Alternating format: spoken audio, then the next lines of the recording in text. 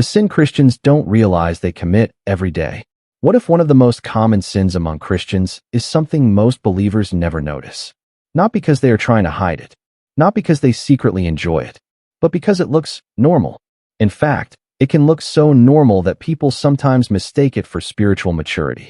It can appear in churches, in conversations about faith, even in prayers. And the most surprising part is that many sincere Christians commit this sin every single day without realizing it. When people think about sin, they usually imagine the obvious things: lying, cheating, stealing, addiction, sexual immorality. These are the kinds of behaviors that most believers are taught to watch carefully. They are visible, they are clear, they are easy to identify. And because of that, many Christians spend a large part of their spiritual life trying to avoid those obvious failures. They try to speak truthfully. They try to remain faithful. They try to stay disciplined. They try to live a life that reflects their beliefs. And in many ways, that effort is good. But the problem is that some of the most dangerous sins are not loud. They do not attract attention. They do not create immediate scandals. Instead, they quietly grow inside the heart. They grow slowly, subtly, almost invisibly. And because they are so quiet, people rarely confront them. They simply continue living with them, unaware that something inside them is slowly changing. This kind of sin does not usually destroy a life overnight. Instead, it slowly reshapes the way a person sees other people. It changes the tone of their thoughts. It influences the way they interpret the actions of others. Over time, it can even affect how they understand their relationship with God. What makes this sin especially dangerous is that it often hides behind good intentions. Sometimes it appears in conversations about morality. Sometimes it appears in discussions about right and wrong. Sometimes it appears in moments when people believe they are defending truth. On the surface, everything looks righteous. Everything sounds spiritual. But beneath the surface, something very different may be happening. This is why Jesus warned about it so often. In fact, if you carefully read the Gospels, you may notice something surprising. The people Jesus confronted most strongly were not criminals. They were not thieves. They were not people openly rebelling against God. Instead, the people he challenged most intensely were often deeply religious individuals. People who prayed regularly. People who studied scripture. People who believed they were protecting the moral order of society. Yet somehow, even with all of their devotion, something had gone wrong inside their hearts. And Jesus saw it clearly. There was a particular kind of sin that had quietly taken root among them. A sin that made them feel spiritually superior. A sin that allowed them to focus on the failures of others while overlooking their own weaknesses. A sin that replaced humility with pride. And what made it even more dangerous was that many of them truly believed they were doing the right thing. They believed they were honoring God. They believed they were defending righteousness. They believed they were standing on the side of truth. But Jesus repeatedly exposed the deeper reality. Because the real problem was not simply what they were doing. The real problem was the condition of their hearts. That same danger still exists today. In fact, it may be more common than ever. Not because modern Christians are worse than people in the past, but because human nature has always struggled with the same patterns. We are often very good at recognizing the mistakes of others, but we can be surprisingly blind to our own. We easily notice when someone else speaks harshly, but we overlook the quiet bitterness growing inside our own thoughts. We quickly identify the failures of people around us, but we rarely pause long enough to examine the deeper motives driving our own reactions. And this is exactly where this hidden sin begins to grow. It grows in small moments, in quick judgments, in subtle comparisons, in quiet thoughts that say things like, "I would never do something like that," or, "At least I'm not like them." Those thoughts may seem harmless at first, but over time, they shape the heart. They slowly transform humility into something else, something far more dangerous. And the tragic irony is that this sin often appears most clearly among people who genuinely care about faith. People who want to live correctly. People who value morality. People who want to protect what is right. But somewhere along the way, their focus quietly shifts. Instead of simply seeking to grow closer to God, they begin measuring themselves against other people. They begin comparing spiritual lives. They begin evaluating who seems more faithful and who seems less. And without realizing it, a quiet sense of superiority can begin to take root. This is the sin that Jesus warned about again and again. A sin that does not always look like rebellion. a sin that can hide behind religious language, a sin that can appear even in moments when people believe they are defending truth. It is subtle, it is quiet, and it is incredibly common. In fact, it may be one of the most widespread sins among believers today. But before we name it clearly, we need to understand something important. Because most Christians are looking for the wrong kind of danger. They are watching carefully for the obvious sins, the visible ones, the scandalous ones. But the sin we are about to explore does not usually appear in dramatic headlines. It hides in ordinary moments, in everyday thoughts, in quiet attitudes that slowly shape the heart. And once we understand how this works, we begin to see why Jesus spoke about it so often. Because this particular sin has the power to quietly distort a person's entire spiritual life, without them even realizing it. If you ask most Christians what sin looks like, the answers are usually immediate. People think of the obvious things: lying, cheating, stealing, sexual immorality, addiction. These are the behaviors that sermons often warn about. They are the actions that appear in cautionary stories. They are the kinds of mistakes people promise themselves they will never fall into. Because these sins are visible, they are dramatic. When they appear, everyone notices. And because of that, many believers build their spiritual life around avoiding those obvious failures. They try to be honest. They try to remain faithful in relationships. They try to avoid harmful habits. They try to maintain self-control. For many Christians, this becomes the basic definition of living a faithful life. If I am not committing those sins, then I must be doing well spiritually. At least, that is what many people assume. But the truth is more complicated than that. Because avoiding obvious sins is not the same thing as having a transformed heart. A person can avoid certain behaviors while still allowing unhealthy attitudes to grow inside them. A person can look morally disciplined on the outside while quietly developing pride, resentment, or judgment inside. And this is exactly the kind of situation that concerned Jesus during his ministry. When you read the Gospels carefully, you begin to notice a surprising pattern. The people who frustrated Jesus the most were not the obvious sinners. They were not the criminals. They were not the people living openly destructive lives. In fact, many of those people were the ones who felt most comfortable approaching him. Tax collectors, outcasts, people with complicated pasts. They often responded to Jesus with humility. They listened. They reflected. They were willing to change. But the people who resisted him the most were often the ones who believed they were already doing everything right. Religious leaders, experts in scripture, people known for strict moral discipline. These were individuals who had spent years studying the law of God. They prayed regularly. They followed religious rituals carefully. They were respected by the public as spiritual authorities. And yet, again and again, Jesus confronted them. Not because they were careless about sin, but because something deeper had gone wrong. Their focus had slowly shifted.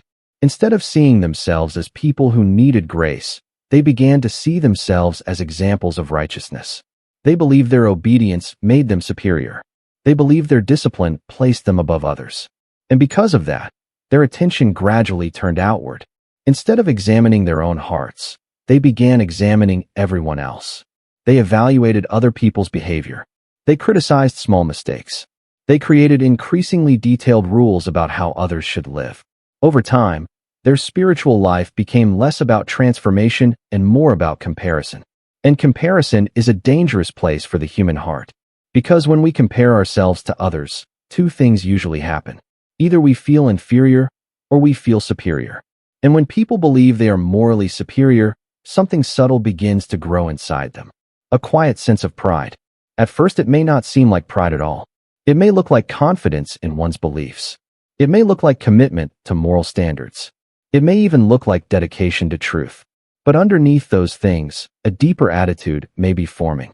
An attitude that quietly says, I am doing better than most people. Or, at least I am not like them. Jesus once described this exact mindset in a story. He spoke about two men who went to the temple to pray. One of them was a Pharisee, a respected religious leader. The other was a tax collector, someone widely disliked in that society. The Pharisee stood confidently and prayed in a way that sounded impressive. He thanked God that he was not like other people. He mentioned thieves, evildoers, adulterers, and then he said something striking. He even thanked God that he was not like the tax collector standing nearby. Then he listed the religious practices he performed: fasting, giving, following the law. On the surface, this prayer sounded spiritual. It contained gratitude. It mentioned obedience. But when you listen carefully, something else becomes clear. The entire prayer was built on comparison. The Pharisee measured his righteousness by pointing out the failures of others. His spiritual confidence depended on believing that he was better than the people around him. Meanwhile, the tax collector stood at a distance. He did not raise his eyes. He simply said, "God, have mercy on me, a sinner." And then Jesus made a surprising statement. He said the tax collector went home justified before God, not the Pharisee. Why? Because the tax collector recognized his need for grace. The Pharisee did not. This story reveals something important about the way sin works in the human heart. Some sins are obvious. They produce immediate consequences. They are easy to recognize and easy to condemn. But other sins are quieter. They do not break laws in visible ways. They do not create public scandals. Instead, they slowly reshape the inner life of a person. They influence how someone sees themselves and how they see others. This is why many believers become extremely careful about certain behaviors while remaining almost unaware of the attitudes forming inside them. They measure their spiritual health by what they avoid doing. But spiritual maturity is not only about avoiding visible mistakes. It is also about cultivating the right kind of heart. A heart that remains humble. A heart that remains compassionate. A heart that remains aware of its own need for grace. Without that humility, even good behavior can become dangerous, because it can slowly feed a sense of superiority. And once superiority enters the picture, something subtle begins to change. Instead of feeling gratitude for growth, a person begins to feel pride. Instead of feeling compassion for others' struggles, they feel judgment. Instead of remembering their own weaknesses, they focus on the failures around them. This shift often happens gradually, so gradually that people rarely notice it. One day they are simply trying to live faithfully, but over time, their perspective changes. They become quicker to criticize, less patient with weakness, more certain that they understand the correct way to live. And when that mindset spreads through communities, it can quietly damage relationships. People begin hiding their struggles. They become afraid of being judged.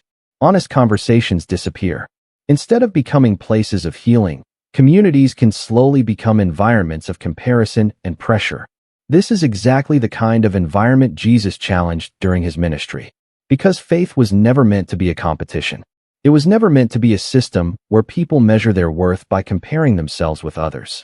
It was meant to be a journey of transformation, a process of learning humility, compassion, and grace. And that journey requires something very important: the ability to see our own hearts clearly. Because the sin we are about to talk about does not begin with actions. It begins with attitude. It begins in quiet thoughts, in small comparisons, in subtle judgments. And the most surprising part is that this sin often appears in people who genuinely care about living a moral life. People who value faith. People who want to do the right thing. Which is exactly why it can remain hidden for so long.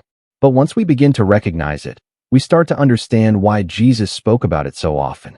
Because among all the sins he addressed, there was one that appeared again and again. One that quietly shaped the behavior of many religious people. One that could exist even in people who looked spiritually disciplined. And this is the sin we need to look at next. Because it is far more common than most believers realize. And once you see it clearly, you may begin to notice it in places you never expected. The sin we have been circling around is not dramatic. It rarely creates headlines. It does not usually destroy a reputation overnight. And because of that, many people assume it must not be very serious. But when you look carefully at the teachings of Jesus, something surprising becomes clear. This was the sin he confronted more than almost any other. It appeared again and again in his conversations, in his warnings, in his parables, and it often appeared in the lives of people who believed they were spiritually strong. The sin is spiritual pride. Sometimes it is called self-righteousness. And unlike many other sins, spiritual pride does not usually feel wrong when it first appears. In fact, it can feel strangely justified. It often begins with something good, a desire to live correctly, a commitment to moral standards, a passion for truth. These are good things. But when they are not balanced by humility, they can slowly evolve into something else. A subtle belief that one's own spiritual life is superior to others.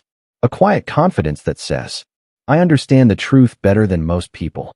Or, I would never fall into the mistakes that others make. And once this mindset takes root, it quietly reshapes the way a person sees the world. Other people are no longer simply fellow human beings. They become examples, warnings, comparisons. Someone's failure becomes a reminder of one's own righteousness. Someone's weakness becomes evidence that one is doing better spiritually. This shift may seem small, but it changes everything. Because faith was never meant to create distance between people. It was meant to create compassion. But pride does the opposite. Pride creates separation. It builds invisible walls. It divides people into categories. Those who are doing well, and those who are falling short. And once those categories form, it becomes easy to look at others through the lens of judgment rather than empathy. This is exactly what happened among many religious leaders in the time of Jesus. These individuals were deeply committed to the laws and traditions of their faith. They fasted regularly. They prayed in public. They memorized large portions of scripture. They carefully observed religious rituals. From the outside, their lives appeared extremely disciplined. Yet Jesus repeatedly challenged them, not because their practices were wrong, but because the spirit behind those practices had changed.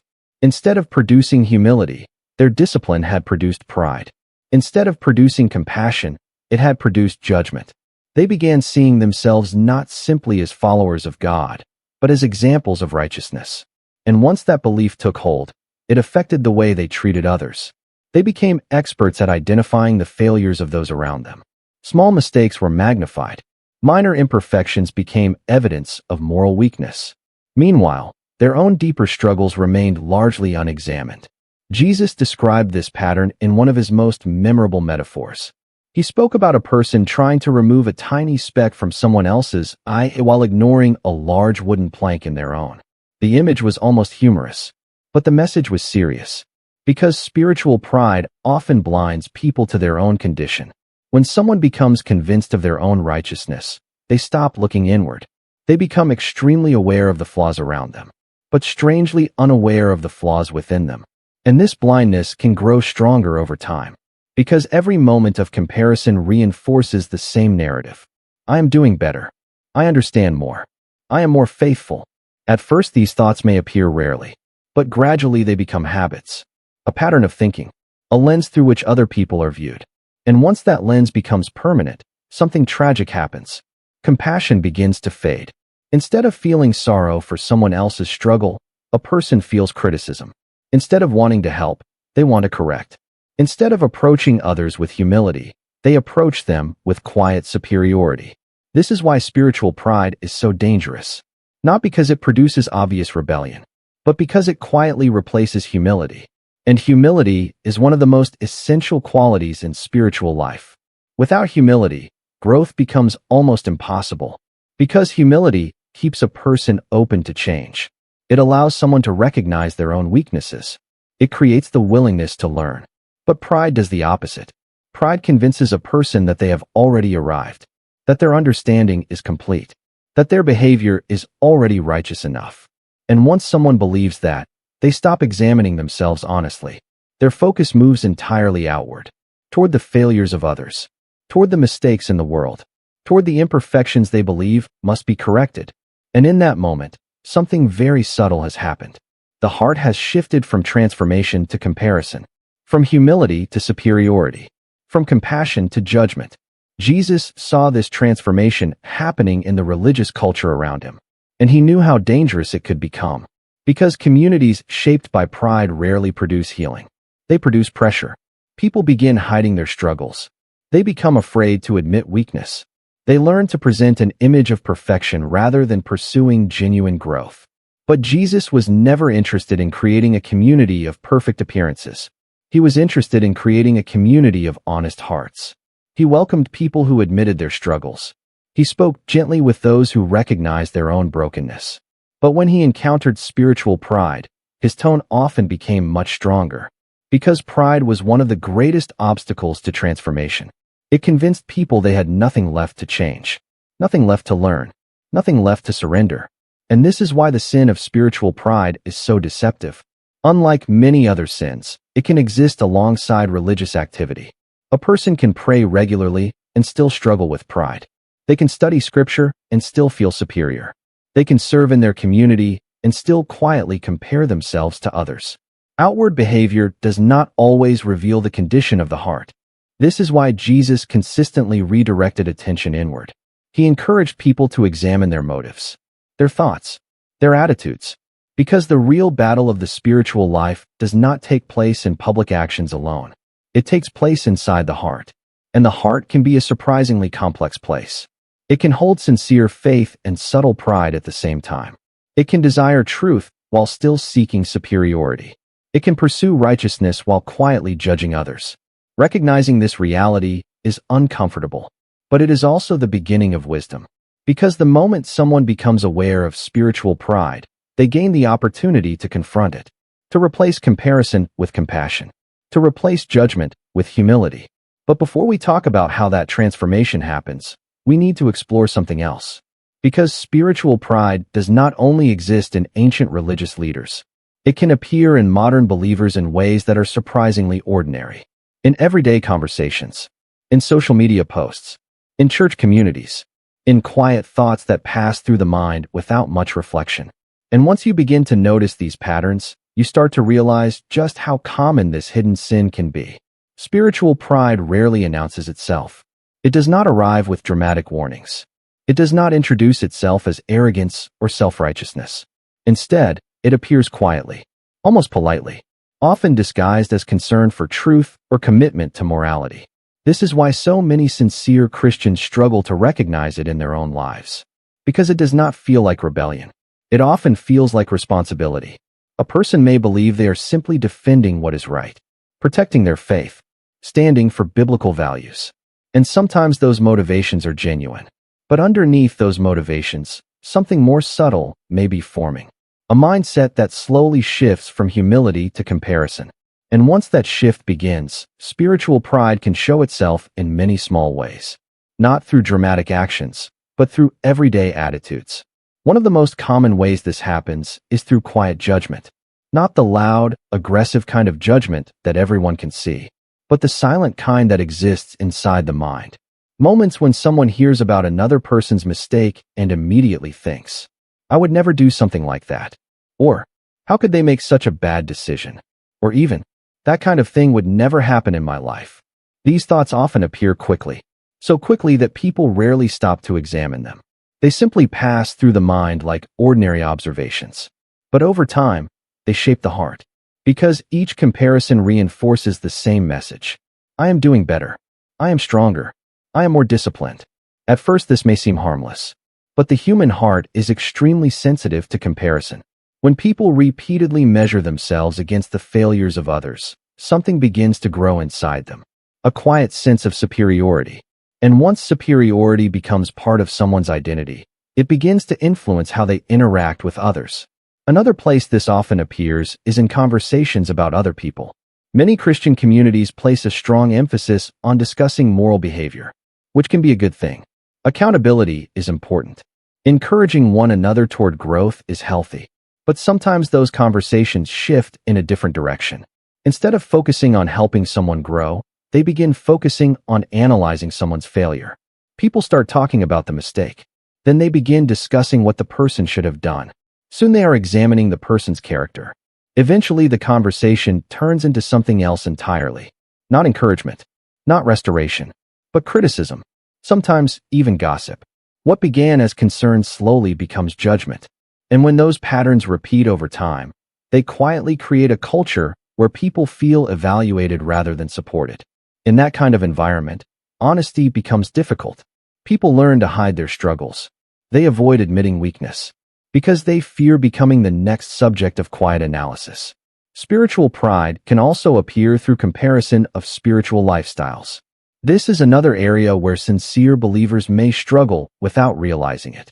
Someone might begin comparing how often they pray to how often others pray, how much they read scripture compared to others, how disciplined their habits are, how committed their moral choices seem. Again, these comparisons may feel harmless at first, but slowly they shift the focus of spiritual life. Faith becomes less about personal transformation and more about measuring spiritual performance. Instead of asking, "How can I grow closer to God?" the question quietly becomes, how am I doing compared to others? This subtle shift changes the entire tone of spiritual life. Growth becomes competition. Discipline becomes identity. And identity becomes superiority. Another modern place where spiritual pride often appears is online. Social media has created new ways for people to discuss faith. Many believers share messages, verses, and opinions about moral issues. Some of these conversations are thoughtful and encouraging, but others can become surprisingly harsh. It is easy to criticize strangers online. It is easy to condemn people whose lives we do not fully understand. And because these conversations happen through screens, the emotional distance makes judgment feel less personal. Words become sharper. Patience becomes thinner. Compassion becomes harder to maintain. Someone might read about another person's mistake and respond immediately with condemnation. Not reflection, not curiosity, but certainty. Certainty that the other person is wrong. Certainty that they themselves are standing on the right side of truth. And once again, the quiet voice of comparison whispers in the background. I would never do that. I know better. I am not like them. But perhaps the most subtle form of spiritual pride appears inside private thoughts. In moments when no one else is watching. Moments when someone observes another person's life and silently evaluates it. This could happen in a church service. Seeing someone who seems less disciplined. Or someone who struggles openly. Or someone who asks difficult questions. Instead of feeling compassion, the heart begins to compare. Or it may happen when hearing about someone who has made a serious mistake. Instead of sorrow, there is quiet relief. Relief that it was not me. Relief that my life seems more stable. And that relief slowly reinforces a sense of distance. A sense that I am different, better, safer. But the truth is that the line between humility and pride is thinner than many people realize. All human beings are capable of failure. All human beings carry weaknesses. And many of the mistakes we judge most quickly are the very mistakes we might fall into under different circumstances. Jesus understood this deeply. That is why he often responded to moral failure with compassion rather than condemnation. Not because he ignored wrongdoing, but because he recognized the complexity of the human heart. He knew how easily pride could grow inside people who believed they were strong. He knew how quickly judgment could replace empathy. And he knew that once that shift occurred, spiritual life could become distorted. Instead of growing in humility, people would grow in superiority. Instead of becoming more compassionate, they would become more critical. Instead of remembering their need for grace, they would become confident in their own righteousness. That is the quiet path of spiritual pride. And the reason it is so dangerous is because it rarely feels like sin. It feels like correctness. It feels like clarity. It feels like standing on the right side of truth. But if humility disappears, even truth can be used in destructive ways. Truth spoken with compassion can heal. Truth spoken with pride can wound. And once pride takes hold, it becomes increasingly difficult for a person to recognize it in themselves. Because pride has a unique ability to disguise itself. It convinces people that their judgment is wisdom, that their criticism is righteousness, that their superiority is spiritual maturity. This is why Jesus warns so often about examining the heart. Because the real danger was not only obvious wrongdoing. The real danger was allowing pride to quietly reshape the inner life. And when that happens, something tragic begins to unfold. A person may continue practicing religion. They may continue praying, reading scripture, and attending gatherings of faith. But the spirit behind those practices has changed. Instead of producing humility, they reinforce pride. Instead of producing compassion, they produce judgment. And the person may not even notice the transformation happening inside them. Which leads us to an important question. If spiritual pride is so subtle, if it can hide behind good behavior, if it can exist even in people who sincerely care about their faith, then why is it so dangerous? Why did Jesus treat it as such a serious issue? To understand that, we need to look at what spiritual pride does to the human heart over time.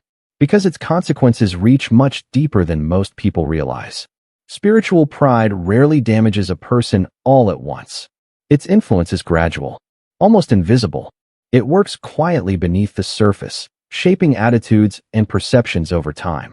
And because the change happens slowly, many people never realize it is happening at all. At first, the difference may seem small. A person begins to feel more confident about their moral choices. more certain about their spiritual understanding, more convinced that their way of living reflects truth. Confidence itself is not wrong. In fact, healthy conviction can be a good thing. But when confidence begins to turn into comparison, the heart starts moving in a dangerous direction. Because comparison slowly changes the way we see other people. Instead of seeing them as fellow travelers in the human struggle, they begin to look like examples of failure. Instead of seeing someone's weakness as an opportunity for compassion, it becomes a reason for quiet judgment. And once that pattern develops, something deeper begins to change inside the heart. Empathy starts to fade. Empathy is the ability to feel another person's struggle, to recognize that their weaknesses are not completely different from our own. But spiritual pride makes empathy harder. Because pride tells a different story. It whispers that our situation is different, that our strength is greater, that our choices are wiser. And once a person begins believing that story, it becomes easier to look at others from a distance. Instead of standing beside them, we begin standing above them. This shift is subtle, but it has powerful consequences. Because the moment someone begins standing above others, the spirit of humility disappears. Humility is not thinking less of oneself. It is remembering that every person is equally dependent on grace. Humility recognizes that growth is always incomplete. That no matter how far someone has come in their spiritual journey, there is always more to learn. But pride creates the illusion that growth has reached a comfortable conclusion. It convinces a person that they have already achieved a certain level of spiritual maturity. And when that illusion takes hold, something dangerous happens. The heart stops listening. Listening is one of the most important parts of spiritual growth. It allows someone to hear correction, to receive wisdom, to recognize blind spots. But pride builds resistance to listening, because listening requires openness, and openness requires humility. Without humility, advice begins to feel like criticism. Correction begins to feel like an attack. Different perspectives begin to feel threatening. So instead of listening, the heart begins defending itself. It builds arguments. It explains why it is right. It reinforces its own certainty. Over time, this defensive posture becomes a habit. A person becomes increasingly confident in their own perspective, less willing to question their assumptions, less interested in examining their motives. And this is where spiritual pride begins to quietly block growth. Because growth requires self-examination. It requires asking difficult questions. Questions like, where might I be wrong? What might I be missing? How might my perspective be incomplete? But pride rarely asks those questions. Pride prefers conclusions. It prefers certainty. It prefers the comfort of believing that one's current understanding is already correct. And once that mindset becomes permanent, transformation slows down. Not because God has stopped working, but because the heart has stopped opening. Another consequence of spiritual pride is the gradual loss of compassion. Compassion is the natural response of a humble heart. It recognizes that every person is struggling with something. Some struggles are visible. Others are hidden. Some mistakes happen publicly. Others happen quietly. But humility remembers that no one's life is perfect. That every person carries wounds, fears, temptations, and weaknesses. And when someone truly understands this, judgment becomes harder. Because it is difficult to condemn someone whose struggle you can imagine sharing. But pride disrupts this understanding. It replaces empathy with evaluation. Instead of asking what someone might be going through, the mind asks a different question. Why would they make such a bad decision? And once that question becomes common, the tone of the heart changes. Patience becomes thinner. Grace becomes weaker. Understanding becomes rare. People begin to look like problems instead of people. Failures become evidence instead of opportunities for restoration. And the longer this pattern continues, the more the heart begins to resemble something Jesus warned about many times. A hardened heart. A hardened heart is not necessarily cruel. It may still believe in moral truth. It may still value faith, but it becomes less sensitive, less responsive to the struggles of others, less aware of its own need for grace. And this is why spiritual pride is so dangerous, because it slowly removes the very qualities that define genuine spiritual maturity: humility, compassion, patience, self-awareness. Instead, it replaces them with something else: certainty, judgment, comparison, distance. And perhaps the most tragic part is that a person can continue practicing religion while this transformation happens. They may still pray. They may still attend worship gatherings. They may still read scripture and participate in religious activities. But the spirit inside those practices has changed. Instead of drawing them closer to humility, the practices reinforce their sense of righteousness. Instead of reminding them of their dependence on grace, the practices remind them of their discipline. And this creates a strange contradiction. A person may appear deeply religious on the outside, but internally, their heart may be drifting away from the very character that faith was meant to develop. This is why Jesus often confronted spiritual pride so directly. Not because he wanted to shame people, but because he wanted to rescue them from this quiet transformation. He wanted them to see what was happening beneath the surface, to recognize that righteousness without humility is incomplete, that truth without compassion becomes harsh, and that spiritual practices without self-examination can become empty rituals. Jesus once told a story that perfectly illustrated this problem. He described two men entering a temple to pray. One was a respected religious leader. The other was a tax collector, someone widely considered morally compromised. The religious leader prayed confidently.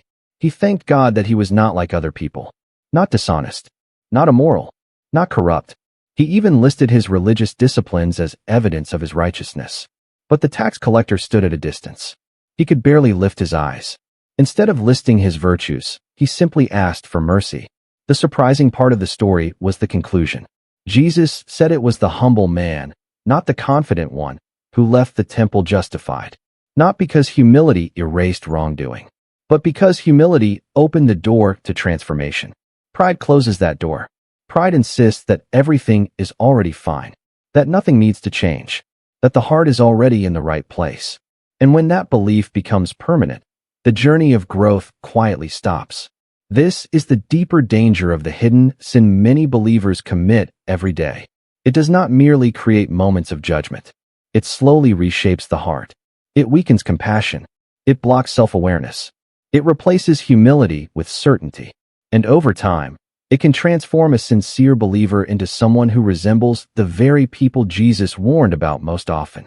Which leads to an important question. If spiritual pride is so subtle, and if it can grow inside sincere believers without being noticed, how can someone protect their heart from it? How can humility be preserved in a world that constantly invites comparison? To answer that, we need to look at the example Jesus gave through his own life. If spiritual pride is the hidden sin that quietly grows inside the human heart, then the most powerful antidote is found in the life of Jesus himself. Because when we examine how Jesus lived, something becomes immediately clear. He never behaved the way spiritual pride expects a righteous person to behave. In fact, many of his choices confused the religious culture of his time. The people who were considered morally questionable often felt comfortable around him, but the people who believed they were morally superior often felt threatened by him. This contrast reveals something profound about the nature of true righteousness. It does not push people away. It draws them closer. Throughout his life, Jesus consistently demonstrated a kind of humility that was radically different from the expectations of religious society. He did not seek admiration for his moral perfection. He did not emphasize his superiority over others. Instead, he entered directly into the brokenness of human life. He spoke with people others avoided. He listened to people others dismissed. He showed compassion toward people others judged. One of the clearest examples of this can be seen in how he interacted with individuals who were considered sinners. During his time, certain professions carried strong social stigma. Tax collectors, for example, were widely hated. They worked for the occupying Roman government and often collected more money than required, keeping the extra for themselves. Because of this, many religious leaders refused to associate with them. They believed that avoiding morally compromised people was a sign of spiritual purity. But Jesus did something unexpected. He sat down and shared meals with them. This shocked the religious community. To them, eating with someone implied acceptance and fellowship. It blurred the line between moral categories they had carefully constructed. But Jesus saw something deeper than social labels. He saw people. He saw individuals who were struggling, searching, and often deeply aware of their own failures. And instead of reinforcing the distance society had created, he stepped directly into their world. This was not because he approved of wrongdoing, but because he understood that transformation begins with compassion, not condemnation. Another powerful example appears in the story of a woman who had been caught in adultery. According to the religious law of the time, the punishment for such an act was severe. A group of religious leaders brought the woman before Jesus, hoping to trap him with a difficult question. If he defended her, they could accuse him of ignoring the law. If he condemned her, they could undermine his message of mercy. The crowd gathered. The tension grew. Everyone waited to see how he would respond. Instead of answering immediately, Jesus did something unusual. He knelt down and began writing in the dust on the ground. Then he stood and spoke a sentence that completely changed the atmosphere of the moment. He said that whoever was without sin should be the first to throw a stone. The crowd became silent. One by one, the accusers began leaving. Older men first, then the younger ones. Eventually, only Jesus and the woman remained. And instead of condemning her, he spoke with compassion. He acknowledged the wrongdoing. But he also offered something greater than punishment. He offered a chance to begin again. This moment reveals something essential about humility. Humility does not ignore truth, but it refuses to forget mercy. The religious leaders in that story focused entirely on the woman's failure. Jesus focused on her future, and that difference exposes the heart of spiritual pride. Pride loves to highlight the failures of others. Humility seeks restoration. Another moment that reveals Jesus' character appears during the final evening he spent with his disciples. These men had followed him for years. They had watched miracles, heard teachings, and witnessed extraordinary moments. Yet even after all that time, they still struggled with competition. They argued about who among them was the greatest, who held the highest position, who deserved the most recognition. In response, Jesus did something that shocked them. He performed the task normally assigned to servants. He knelt down and washed their feet. In that culture, washing someone's feet was considered one of the lowest acts of service. Travelers walked dusty roads wearing sandals. Their feet were dirty, tired, and worn. So when guests entered a home, servants often washed their feet as an act of hospitality. But Jesus, their teacher and leader, took on that role himself. One by one, he washed the feet of the very people who had been arguing about status. This act was more than symbolic. It was a direct challenge to the mindset of spiritual pride. Instead of positioning himself above others, he placed himself below them. Instead of claiming recognition, he demonstrated service. And then he told them to do the same for one another. This moment reveals something important about humility. Humility is not simply a feeling. It is a posture, a way of relating to other people. It means choosing service over status, compassion over comparison, understanding over judgment. And when people live this way, the hidden power of spiritual pride begins to lose its influence. Another powerful example of Jesus' humility appears in how he responded to those who rejected him. Throughout his ministry, many people opposed his message. Some mocked him. Some accused him of blasphemy. Some actively tried to destroy his reputation. Eventually, their hostility led to his arrest and execution. And during the most painful moment of his life, while hanging on a cross, Jesus spoke words that reveal the depth of his humility. He prayed for the very people responsible for his suffering. He asked that they be forgiven. This response stands in complete contrast to the instincts of pride. Pride demands justice. Pride demands recognition. Pride demands that wrongdoing be exposed and punished. But humility sees something deeper. It recognizes that human beings often act from ignorance, fear, and brokenness. And instead of responding with condemnation, humility chooses mercy. This does not mean ignoring truth or pretending that harm does not matter. But it means refusing to allow judgment to become the defining attitude of the heart. When we step back and examine the life of Jesus, a powerful pattern emerges. The people who felt most comfortable around him were not the ones who believed they had everything figured out. They were the ones who knew they needed grace. The broken, the searching, the uncertain. They sensed something different in him. A presence that did not humiliate their weakness. A presence that offered hope instead of condemnation. And this is the environment humility creates. A place where transformation becomes possible. Spiritual pride, on the other hand, creates the opposite environment. It creates distance. It creates fear. It creates a culture where people hide their struggles instead of facing them. Because no one wants to be judged. No one wants to be reduced to their worst mistake. But humility changes the atmosphere of human relationships. It reminds us that every person is in the middle of their own story. Some are struggling quietly. Some are recovering from past failures.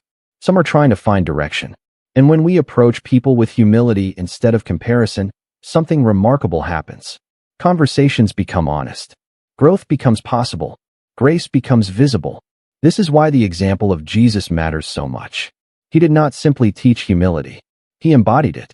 He showed what it looks like when compassion replaces judgment, when service replaces status, when mercy replaces condemnation. And through that example, he offered a completely different vision of what spiritual maturity actually looks like. Not a life built on superiority, but a life shaped by humility, compassion, and grace. Which brings us to the final question. If humility is the antidote to the hidden sin many believers commit every day, how can someone begin cultivating that humility in their own life? Because recognizing the problem is only the first step. The deeper transformation begins when the heart learns a new way of seeing itself and others. Once someone begins to recognize the quiet danger of spiritual pride, a natural question arises. How do you prevent it from growing? Because if this sin is subtle, if it hides inside good intentions, if it can exist even in people who genuinely care about their faith, then avoiding it requires more than simply trying to be a better person. It requires a change in how we see ourselves and how we see others. The first step in guarding the heart is learning to practice honest self-examination. This is not about constant self-criticism or living with guilt. Healthy self-examination is simply the willingness to ask difficult questions about our motives. Questions like, why did that situation make me feel irritated? Why did someone else's mistake make me feel superior? Why did I feel the need to prove that I was right? These questions reveal something important. They uncover the hidden assumptions inside our hearts. Because pride often disguises itself as righteousness. It convinces us that our reactions are justified, that our judgments are necessary, that our opinions are the most reasonable ones in the room. But when someone slows down and honestly examines those reactions, they often discover something deeper. A desire to appear right. A desire to feel morally superior. A desire to win an argument rather than understand another person. And once those desires become visible, humility can begin to grow. Because humility begins with awareness. It begins when someone recognizes that their heart is capable of the same struggles they see in others. Another powerful way to guard against spiritual pride is remembering how much grace we ourselves have received. Every person has a story. Moments of weakness. Moments of confusion. Moments when they made choices they later regretted. Sometimes those moments are public. Other times they are deeply private. But everyone has them. When someone forgets their own need for grace, judgment becomes easy. But when someone remembers the times they themselves needed forgiveness, compassion becomes more natural. Instead of looking at others as problems to analyze, they begin seeing them as people who may be fighting battles that are not immediately visible. This shift changes everything. It softens the heart. It slows down judgment. It replaces criticism with curiosity. Instead of asking, why would they do something like that? The heart begins asking a different question. What might they be going through? And that question opens the door to empathy. A third practice that protects the heart is learning to listen more than speak. Spiritual pride loves quick conclusions. It enjoys explaining, correcting, debating, proving a point. But humility is comfortable with listening. Listening requires patience. It requires admitting that someone else's perspective may contain insight we have not yet considered. It requires resisting the urge to interrupt with our own opinions. And when someone genuinely listens, something interesting happens. They begin discovering that life is more complicated than their original assumptions suggested. People carry experiences that shape their choices. They carry fears, disappointments, and pressures that influence their decisions. And once those layers become visible, judgment becomes harder to maintain. Humility grows through understanding. Another powerful safeguard against spiritual pride is learning to celebrate the growth of others instead of comparing ourselves to them. Comparison is one of pride's favorite strategies. It constantly asks the question, how do I measure up? Am I doing better than they are? Am I more disciplined, more knowledgeable, more morally consistent? But these questions quietly shift the focus of faith away from transformation and toward competition. And faith was never meant to be a competition. Every person's journey is different. Some people are overcoming habits that others never struggled with. Some people are discovering faith after years of confusion. Some are rebuilding their lives after painful failures. Growth does not happen at the same speed for everyone. But when someone learns to celebrate the progress of others instead of measuring themselves against them, pride begins losing its influence. Because humility understands something important. The goal of faith is not to stand above others. It is to walk together toward transformation.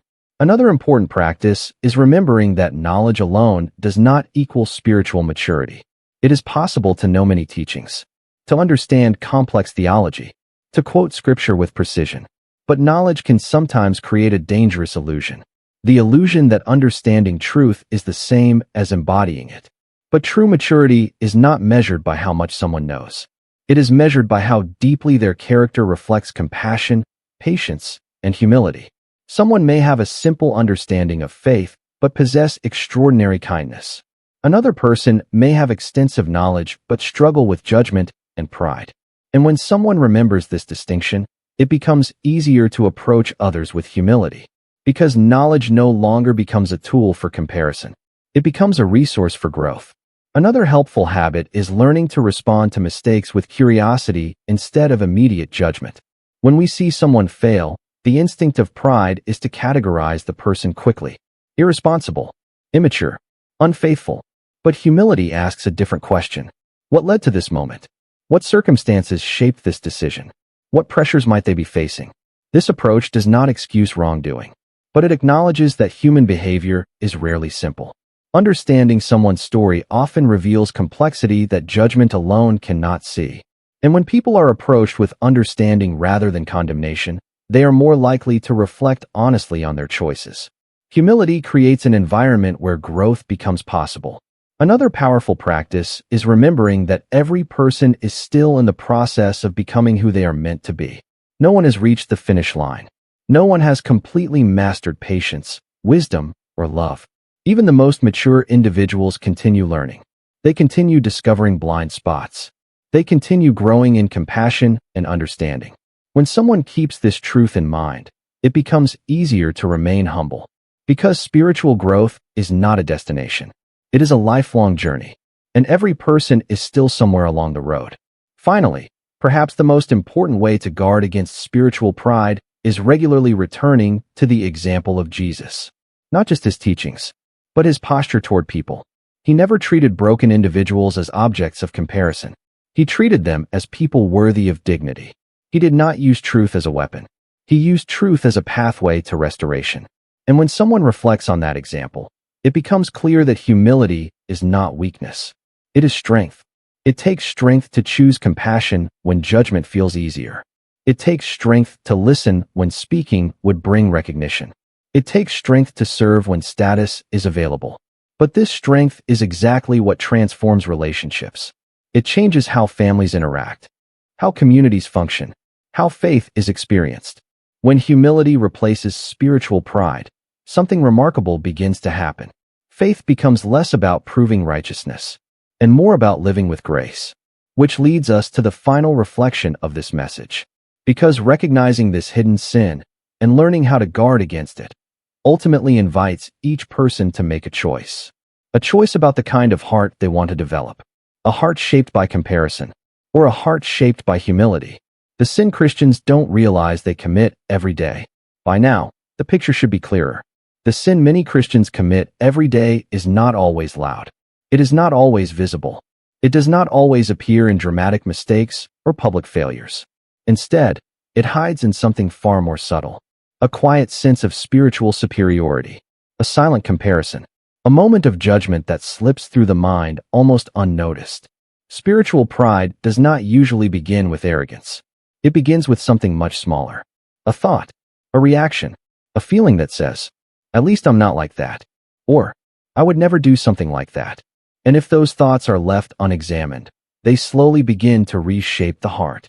At first, the changes are barely noticeable. Judgment becomes a little quicker. Compassion becomes a little weaker.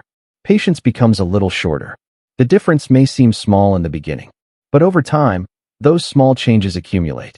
Until one day, A person who sincerely wants to follow God may find themselves looking at others with more criticism than compassion, more evaluation than empathy. And this is exactly the opposite of the transformation faith was meant to produce. Because the heart of faith has never been about proving righteousness. It has always been about recognizing our need for grace. Every person who walks the path of faith walks it for the same reason. Because none of us are perfect. None of us have fully mastered patience. None of us have completely overcome selfishness. None of us have reached the point where we no longer need mercy. We all carry weaknesses. We all carry struggles. Some of those struggles are visible. Others remain hidden. But they are there. And the moment we forget that truth, pride quietly begins to grow. This is why humility is not just a moral virtue. It is a spiritual safeguard. Humility keeps the heart soft. It reminds us that growth is always unfinished. It protects us from the illusion that we have somehow moved beyond the need for grace. Humility also changes the way we see other people. Instead of seeing their mistakes as evidence of weakness, we begin to see them as reminders of our shared humanity. Every person you meet is fighting a battle you cannot fully see. Some are struggling with doubt. Some are recovering from painful mistakes. Some are trying to rebuild their lives after seasons of confusion or failure. And when humility shapes the heart, those realities become impossible to ignore. Judgment begins to soften. Patience grows. Compassion becomes natural. But pride tells a different story. Pride whispers that our journey is different, that our discipline is stronger, that our understanding is greater. And that subtle whisper creates distance between us and others. Distance that faith was never meant to create. Jesus did not build his ministry on comparison. He built it on compassion. The people who felt most comfortable around him were not the ones who believed they were perfect. They were the ones who knew they needed grace. They were the ones who were honest about their brokenness. They were the ones who recognized that life is complicated and that transformation takes time. And when they encountered Jesus, they did not feel judged. They felt seen. They felt understood. They felt invited into something better. That is the power of humility. It creates an environment where growth becomes possible, where honesty replaces performance, where people no longer feel the need to pretend they have everything together. Imagine what communities would look like if this kind of humility became the norm. Churches would feel less like places where people hide their struggles, and more like places where people find healing. Conversations would contain more listening and less criticism. Mistakes would become opportunities for restoration instead of reasons for condemnation. And faith would begin to look less like a competition, and more like a shared journey toward transformation. This is the kind of environment Jesus created wherever he went. Not because he ignored truth, but because he never allowed truth to be separated from grace. Truth without grace becomes harsh. Grace without truth becomes shallow. But when humility holds them together, something powerful happens. People begin to change, not out of fear, but out of hope. And that is the kind of transformation pride can never produce. Pride can control behavior for a time. It can create pressure. It can create appearances of perfection. But it cannot change the heart. Only humility can open the heart enough for real change to happen. So perhaps the most important question this message invites us to ask is a simple one. Not about other people, but about ourselves. When we see the failures of others, what happens inside our hearts? Do we feel superior? Or do we remember our own need for grace? When we hear about someone's mistake, do we immediately judge them? Or do we pause long enough to feel compassion? When we think about our own spiritual life, do we measure it by comparing ourselves with others? Or by asking whether our hearts are becoming more humble, more patient, and more loving? These questions matter more than we often realize. Because the real evidence of spiritual maturity is not how much we know. It is not how disciplined we appear. It is not how often we can point out the mistakes of others. The real evidence of maturity is the condition of the heart. A heart that becomes softer over time. A heart that grows in compassion. A heart that remembers how much grace it has received. And the beautiful thing about humility is that it does not require perfection. It simply requires honesty. The willingness to admit, I still have more to learn. I still need grace. I am still on the journey.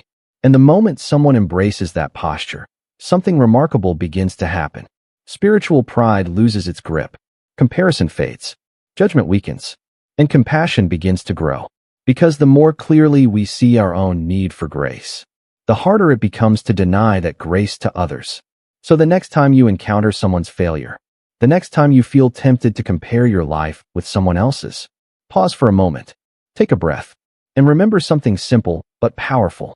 The same grace that carried you this far is the grace others are still searching for. And the moment we remember that truth, the hidden sin many Christians commit every day begins to lose its power. Not because we suddenly become perfect, but because we finally begin walking the path Jesus showed all along. The path of humility.